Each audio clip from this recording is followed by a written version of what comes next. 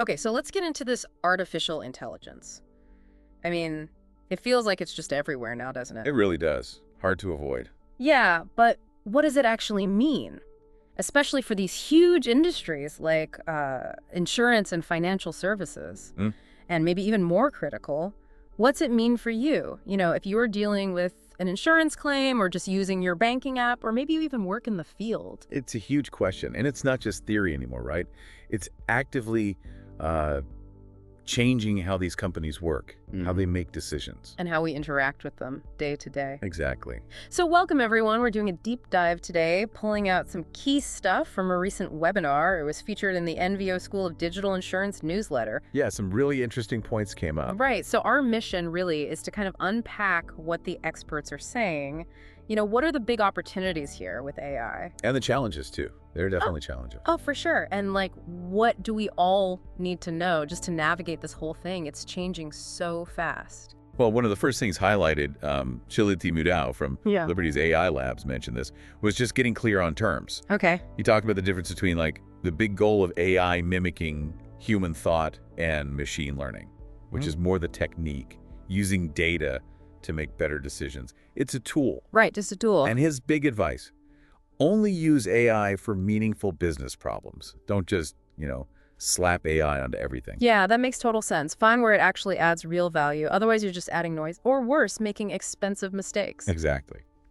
And one place it is clearly adding value, also from Liberty pointed this out, customer service. It's changing customer service quite a bit. Absolutely. We're seeing AI drive really personalized support, and it offers that, 24/7 availability. Like chatbots and stuff. Yeah, those chatbots, virtual assistants you're probably already bumping into. AI can handle loads of basic questions, which frees things up and honestly can make your experience faster, especially when things get busy.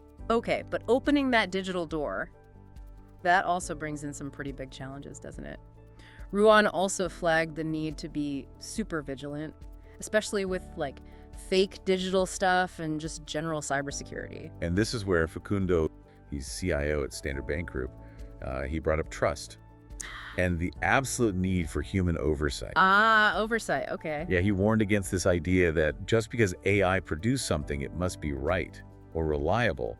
He was really strong on needing human checks in any AI-driven process. So AI needs a human co-pilot, basically, not just set it and forget it. Precisely. You got it. And that ties right into what they were saying about future skills. Right, what kind of skills do people need now? Well, both Ruan and Facundo suggested things like critical thinking, empathy.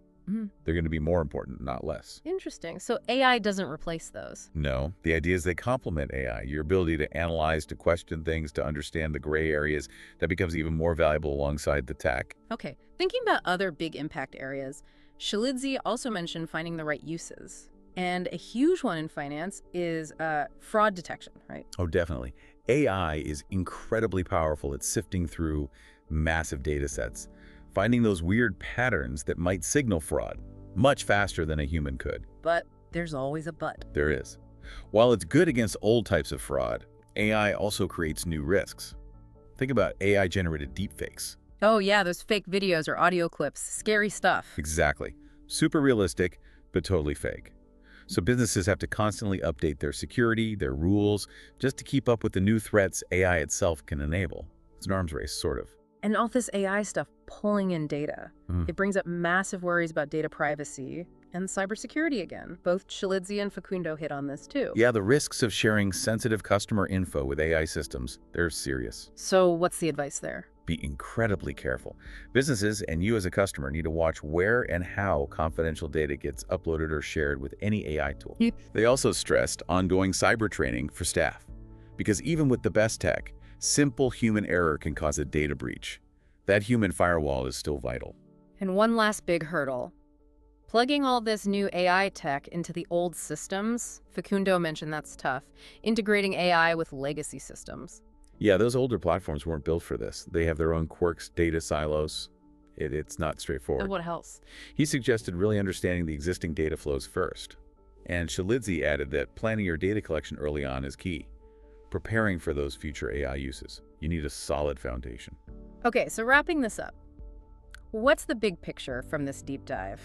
AI clearly offers, huge potential, right? efficiency, better customer service, fraud fighting. For sure. But it demands a lot in return.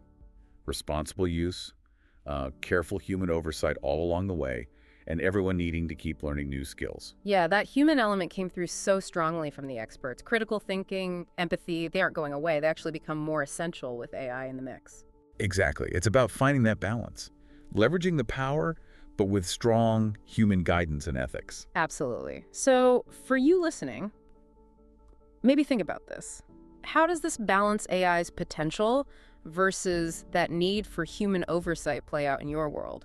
With your bank, your insurance? Yeah, where do you see the biggest need for that human check the experts talked about? And what does upskilling really look like for you in this AI age? Definitely something to mull over as we all navigate this.